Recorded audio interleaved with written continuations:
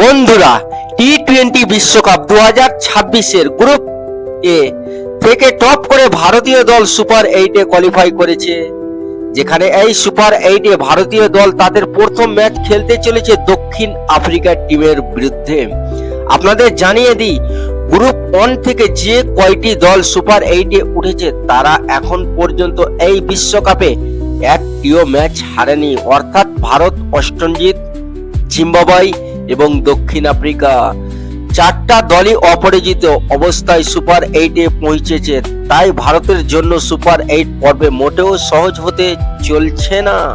সেমিফাইনালে যেতে হলে ভারতকে অন্তত দুটি ম্যাচ জিততেই হবে, আর সেটাই হতে চলেছে বেশ কঠিন একটা চ্যালেঞ্জ। এই ভিডিওতে আপনারা দেখতে পাবেন ভারত বনাম সাউথ আফ্রিকার সুপার 8-এর ম্যাচ সংক্রান্ত A to Z সমস্ত ডিটেলস আমি আপনাদের জানাবো। এই দুর্দান্ত ম্যাচটি ভারতীয় সময় অনুযায়ী কখন কোন ভেন্যুতে অনুষ্ঠিত হবে, বড় পরিবর্তনের সঙ্গে এই ম্যাচে ভারতীয় নতুন প্লেইং 11 কি হতে পারে, টিম ইন্ডিয়া কি নতুন প্লেইং 11-এ কম্বিনেশন নিয়ে নামবে এবং বোলিং অপশনে কি থাকবে, সব তথ্যই এই ভিডিওতে পেয়ে যাবেন। তাই ভিডিওটা শেষ পর্যন্ত অবশ্যই দেখবেন। ভিডিওটা লাইক ও শেয়ার করুন এবং নিচে থাকা চ্যানেলটিকে সাবস্ক্রাইব করে বেল আইকন প্রেস করতে ভুলবেন না। তাহলে আপনাদের সময় নষ্ট না করে চলুন দ্রুত দেখে নেওয়া যাক টিম ইন্ডিয়া বনাম সাউথ আফ্রিকার ম্যাচের সম্পূর্ণ ডিটেলস। প্রথমে বলি ম্যাচ ডিটেলস নিয়ে, তো টি-20 বিশ্বকাপ 2026-এর সুপার 8-এ ভারত বনাম আফ্রিকার ম্যাচটি আগামী 22শে ফেব্রুয়ারি 2026 অর্থাৎ রবিবার খেলা হবে।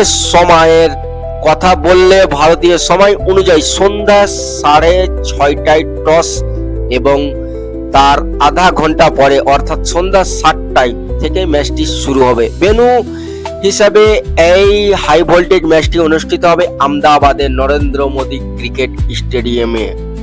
আপনারা সবাই জানেন এই দুই দল অত্যন্ত শক্তিশালী, অর্থাৎ নিজেদের গ্রুপের শীর্ষ থেকে এই দুই দল সুপার 8-এ পৌঁছেছে। তাই এই ম্যাচ যাতে সেমিফাইনালের দিকে আরো এক ধাপ এগিয়ে রাখতে চাইবে দুটো দলই।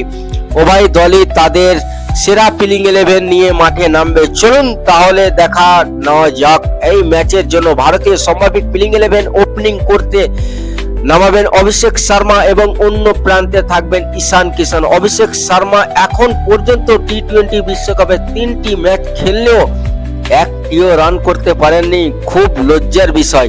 তিনি 3 ম্যাচে 0 আউট হয়েছেন। তাই বলা যাচ্ছে এই ম্যাচটা হতে চলেছে অভিষেকের শেষ সুযোগ, কারণ তার জায়গায় বিকল্প হিসেবে রয়েছেন সঞ্জু স্যামসন, যিনি নামিবিয়ার বিরুদ্ধে ভালো শুরু করেছিলেন। তবে আশা করা হচ্ছিল এই ম্যাচ অভিষেক শর্মা জোরালো একটি কামব্যাক করবেন।